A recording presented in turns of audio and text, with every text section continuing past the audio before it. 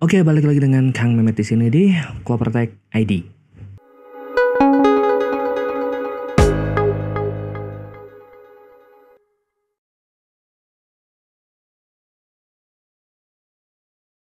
Oke, pada video sebelumnya mungkin saya belum mengucapkan selamat tahun baru di 2024. Oke, mungkin ini video kedua di tahun ini karena yang kemarin itu agak telat.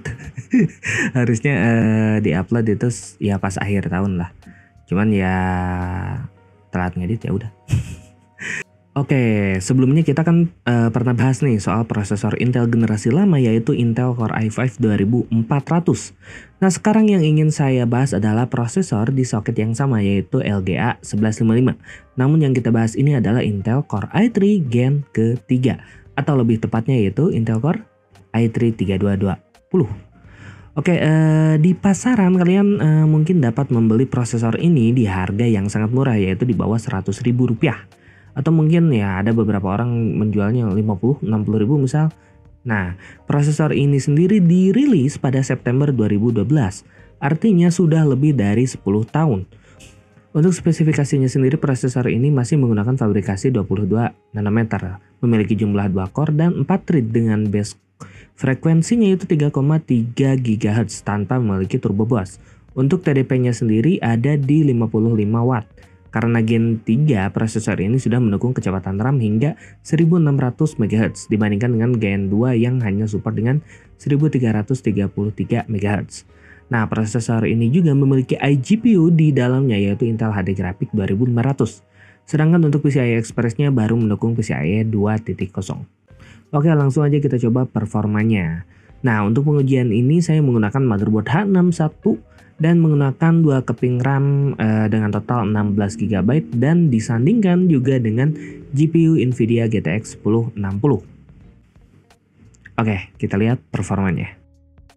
Oke, pada pengujian sintetis di Cinebench R15 kita mendapatkan skor di 266. Nah, sedangkan untuk pengujian di Cinebench R20 kita mendapatkan skor 535. Oke, selanjutnya kita lakukan pengetesan di game sejuta umat yaitu GTA 5.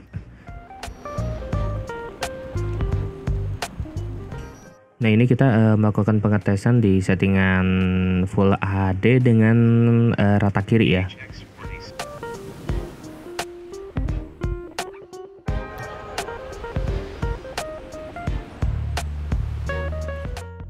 Oke, secara FPS sebenarnya bisa dibilang ini cukup playable ya, di atas 60-an rata-rata ya.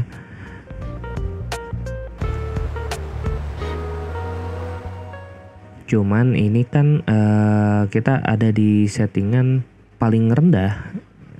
Jadi kalau misal settingannya agak dinaikin mungkin gameplaynya itu nggak akan playable.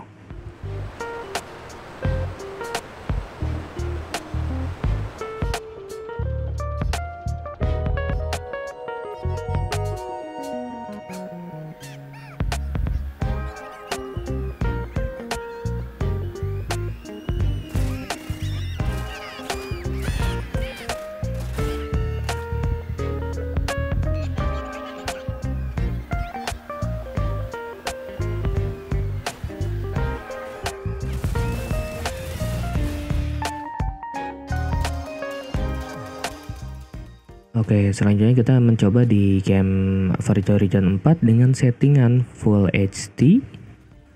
Nah, sedangkan render quality-nya kita coba di low.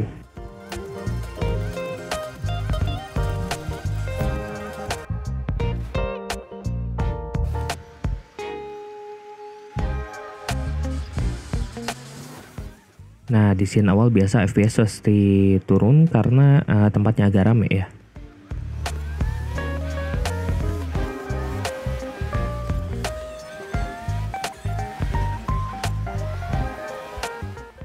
Nah, saat keluar area awal kita dapat FPS-an ya kurang lebih di hampir 60 lah ya, 60-an, 60 FPS. Nah, ada drop dikit sampai 40-an. Oke, tapi secara FPS dan gameplay ini masih cukup playable ya.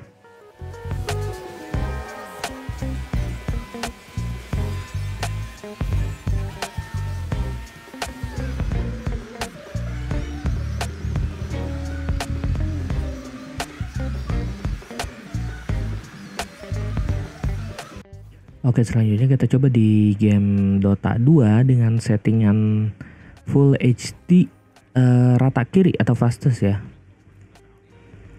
Ini kita dapat FPS-an ya agak cukup rendah sih, cuman ini Dota 2 gak tahu kenapa dia usage-nya itu gak bisa optimal, gak bisa tinggi-tinggi amat. Nah, untuk beberapa scene ini ya bisa 50-an ya kalau agak sepi, tapi kalau misal agak rame tadi bisa ya sekitar 40-an lah. Oke, selanjutnya kita coba buat settingan ke best looking. Ini kita play, FPS-nya drop parah. Si CPU saya bisa naik, cuman ya itu ini gak playable banget. Tapi kalau misal di settingan rata kiri tadi oke lah, masih cukup playable ya. Oke, kita coba ganti lagi settingannya. Masih kurang playable, si CPU usage-nya juga masih cukup tinggi. Ini cuma dapat 30 fps-an. Kita coba ganti lagi ke medium. Oke, tar di 20 fps. Ini lagi rame cuma 20 fps. Gak playable kalau misal settingannya mau ditinggiin, tapi kalau misal settingannya rendah atau paling rata kiri lah, itu masih oke. Oke, selanjutnya kita coba di game Apex Legends dengan settingan, nah ininya kita coba di Full HD.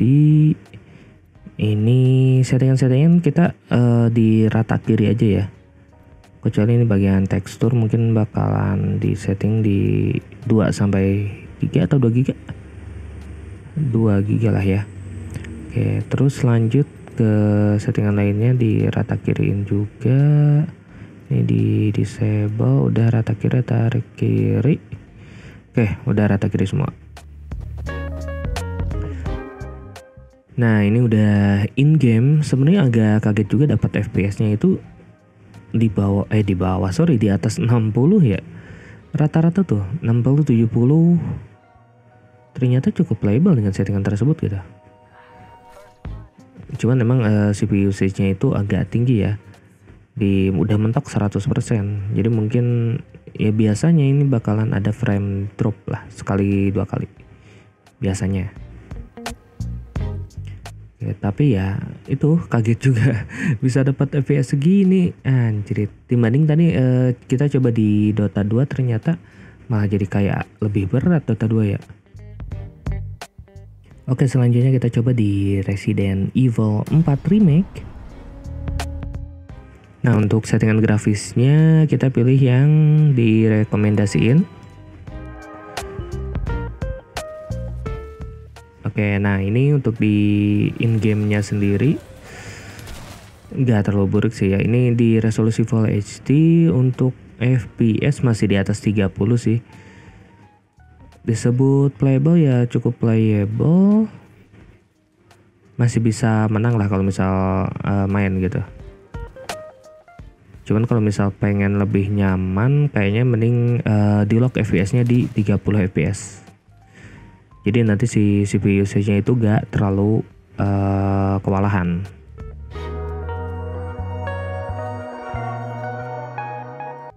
Oke, selanjutnya kita coba di game Genshin Impact. Untuk settingannya ini ada di Full HD ya. Untuk grafisnya ini di low. Nah, dapat FPS-nya ya 60-an, 59 60 ya, kurang lebih segituan. Ini cukup stabil sih. Jadi masih bisa nih dipakai buat main game ini.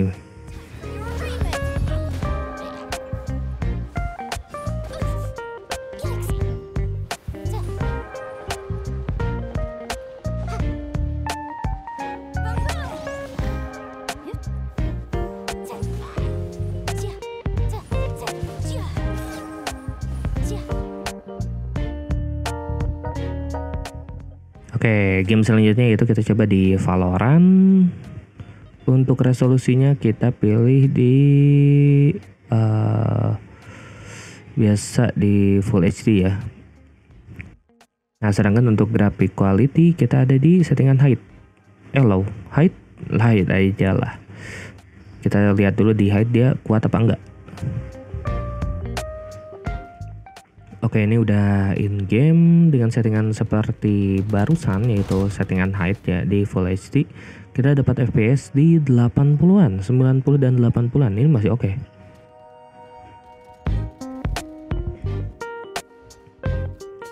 Oke, masih bisa lah ya, masih playable untuk di settingan tinggi kayak gini.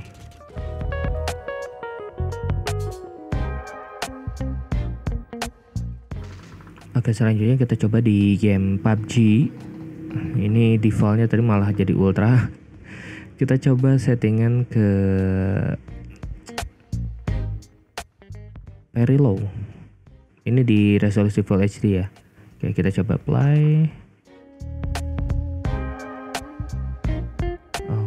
Oke, dapat FPS-nya nggak banget, ini nggak playable. Kalau di FPS-nya sih 40 atau berapa gitu ya. Cuman waktu di gameplaynya ini banyak framingnya loh. Tuh, nggak enak banget ini. Ini saya ngekontrol responnya telat loh.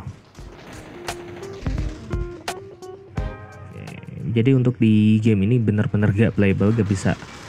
Karena PUBG yang untuk PC atau yang versi Steam itu cukup berat, bre. Oke, jadi gimana menurut kalian tentang prosesor ini? Oke, kalau misal video ini berguna, silahkan share ke teman kalian. Jangan lupa buat like, subscribe, dan nyalain lonceng notifikasinya. Oke, terus buat kalian yang ingin berdiskusi ataupun bertanya seputar komputer dan lain sebagainya, kalian bisa gabung di Discord Clover Tech ID untuk link ada di deskripsi. Oke, mungkin segitu aja untuk saat ini. Saya Kang Mehmet pamit. Bye.